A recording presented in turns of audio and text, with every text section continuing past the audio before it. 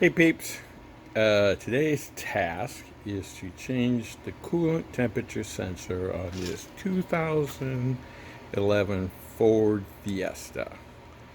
I have no idea how bad this is going to be. However, for your point of reference to where even the stupid thing is at, painted the tip of my screwdriver here orange so you can follow it a little better. You have your battery.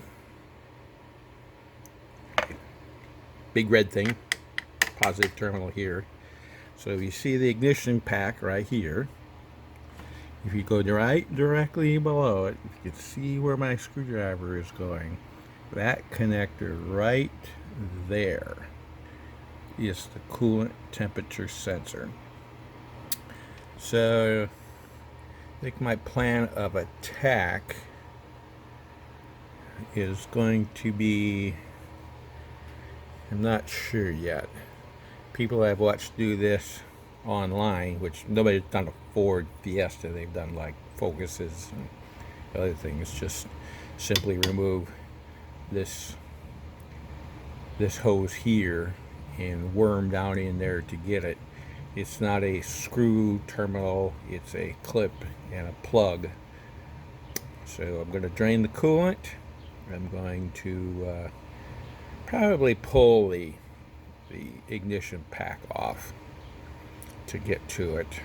I've done that recently before when I changed the cylinder head on this car. It's not too bad.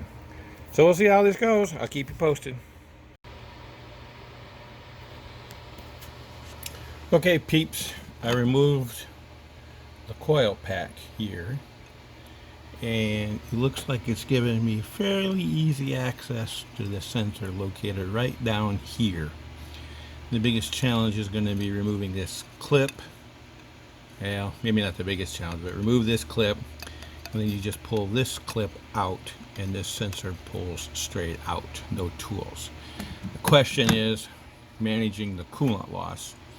Do I drain the system, or do I just try to do a quick in and out swap?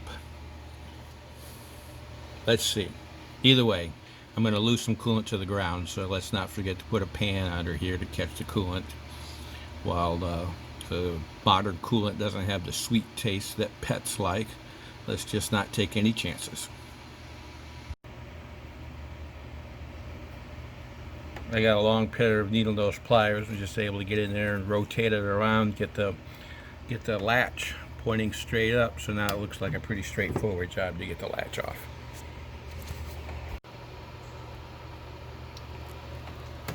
Got the sensor changed. It was a fairly easy in and out using the pair of little angled needle nose pliers here. Came out pretty quick. I did not drain the coolant system. You still see some coolant laying down there. I'll blow that off with an air hose before I start the engine. Probably lost, maybe about a pint of fluid. I had everything set up ahead of time. I didn't take a video of it, but I had it set up on a separate needle nose pliers, all set up ready to go, so it was fairly quick in and out. So far, so good. Probably should have told you at the beginning of this video, the issue was car reports an overheating situation. And of course, I've already, changed the fan. See a new fan down there. I even changed the radiator, changed the thermostat, changed the water pump, and it still reports an overheat. However, I went and got one of those thermo sensors, infrared thermometers that shoot the temperature, and the cylinder head temperature right here was only 180 degrees, and the computer was reporting it at 230. So, and my wife's been driving it several, it's overheated, and the coolant has never gurgled out of the coolant tank. So I sure as hell hope this is it to solve the overheating problem, because the next thing's a head gasket or an engine, and I just changed the cylinder head a while ago. It had a timing belt break on it. That was a freaking fiasco. So I think if if it boils down to a cylinder head on this job, why somebody's getting a new freaking car. I ain't painting my way through this thing again. So anyway, I'll keep you posted on how it works. Everything's back together. Filling the coolant system, and let's not forget the best way that I have found to fill the coolant system is there's this little bleed valve at the top of the radiator.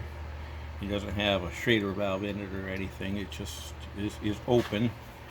It just this little cap on it, so I can put a hose on, and then I fill the coolant reservoir until I get some coolant up here. I'll leave it set for a little while, kind of squeeze the hoses a little bit, try to burp the air out of it.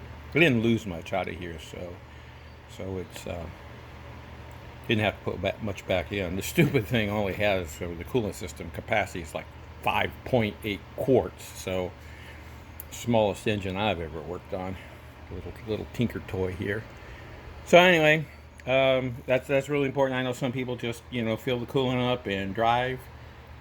I have done that before, but now that I've discovered this, why it makes me feel a lot better that the coolant system is filled. Next step is going to be capping this sucker off and starting it up and watching it.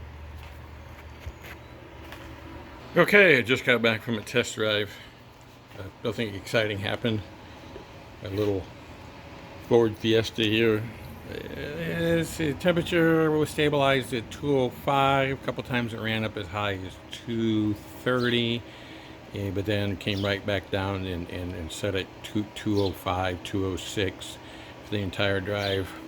It's a nice sweltering 99 degrees here in southern Louisiana, so a little warmer temperature operations than I'm happy with. However, I'm content. It doesn't overheat anymore. It was a relatively short drive before it overheated after a long interstate drive.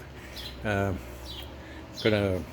think it's still low on coolant. These things are notoriously hard to purge the coolant, so I'm gonna let it totally cool down, recheck the coolant level before I take it out on the interstate. Not today. I want to get caught on the interstate without backup for somebody to come get me. So I will put that off until tomorrow, and I will check back with you guys then and let you know the final results.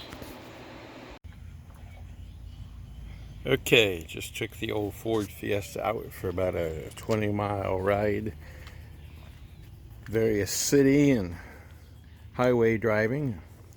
Test the overheat issue, and it's a nice sweltery, about 95 degrees here in southern Louisiana. Never seen over 205.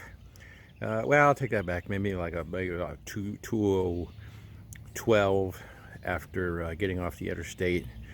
It's with the air conditioning on throughout the entire trip, so it was very nominal, exactly what to be expected. So I'm calling this repair done. It's been quite a learning experience.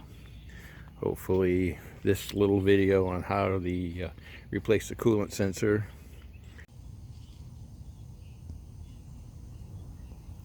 Alright guys, excuse me, we're back. I know earlier in the video I told you I had this overheating problem fixed with my Ford Fiesta.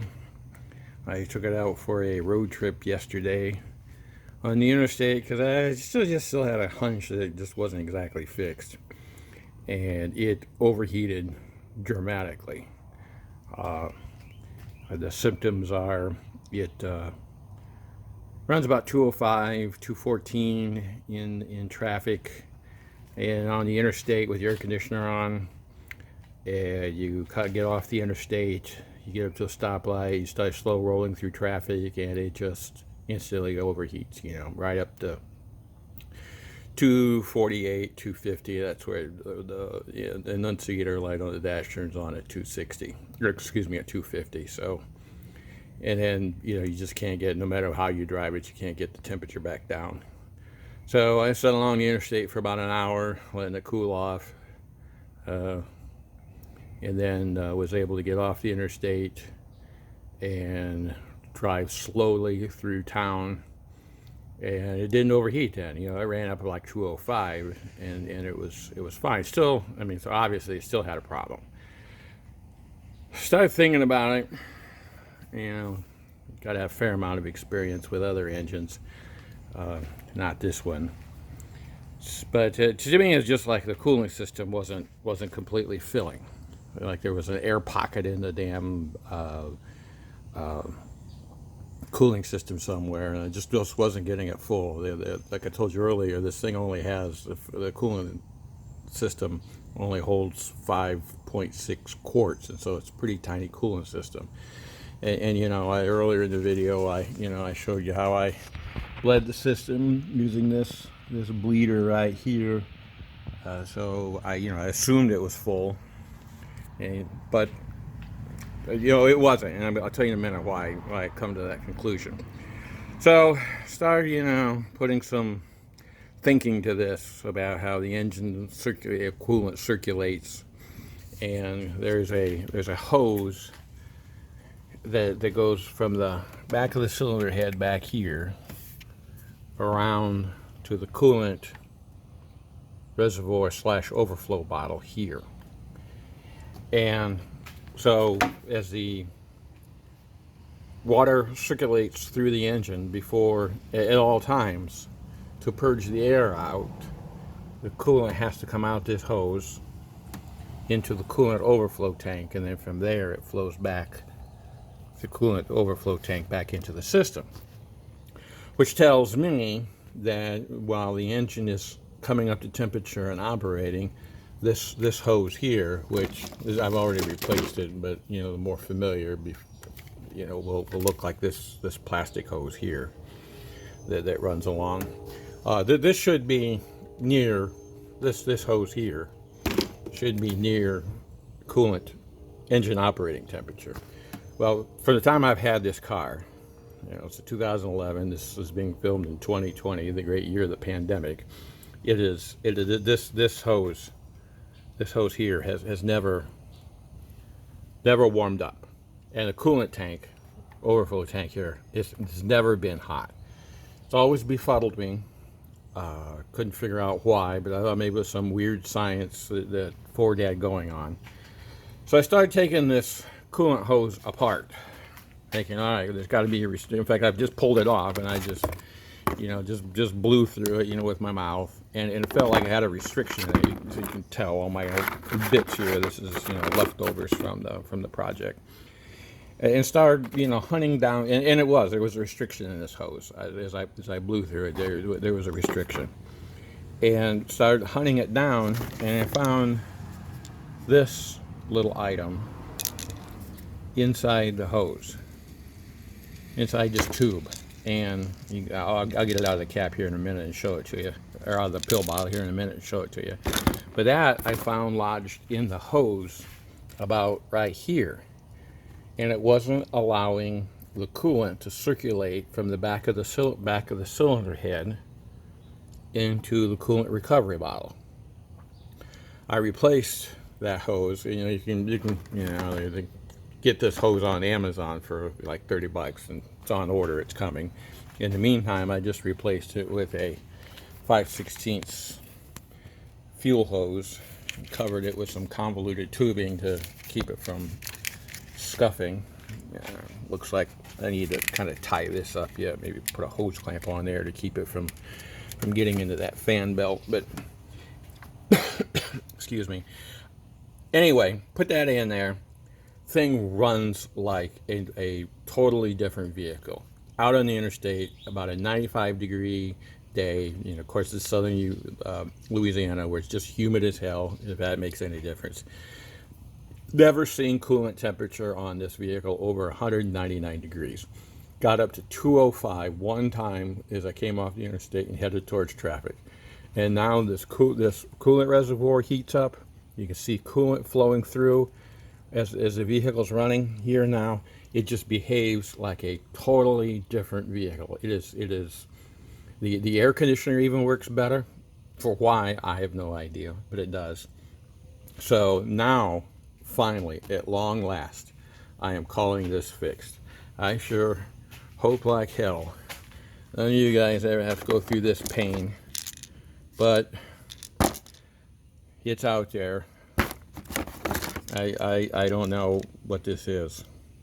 I can't find it anywhere in the vehicle where it broke off. So that's my story, guys. If you have any comments, well, let me know. Here, I took it out of a little pill bottle so you get a better look at it. And I just can't identify what the heck this thing is. I have looked all over the engine and the tube, the related fittings, to try to figure out where that came from, and I just can't find where it came from. The only thing I can figure, in fact, even look at this end here, so if you can see it really well here, that end looks like it was broke off of something. The other end looks molded and finished. The only thing I can figure is it came from a factory test fixture when they pressure tested the tube, which, you know, kind of explains why the car didn't really have an overheating problem until I took the cylinder head off the first time. If you've ever seen how these vehicles are filled at the factory, they use what's called a vacuum fill, where they actually apply vacuum into the system, suck all the air out of the system, and then inject fluid into the system, whichever one it would be, the coolant system, brake system, whatever, at about 100 psi, and so it fills all the cracks and crevices, so nothing has to be bled during running. However, when you take the engine apart and for service, you need a way of bleeding the air out, and with that restrictor in there, it wasn't allowing the air to bleed out. So that's my dilemma. I sure hope none of you guys ever have to run across this, because it drove me freaking nuts trying to figure this out. If you have any comments, drop them below. Be nice. I will be deleting raunchy comments.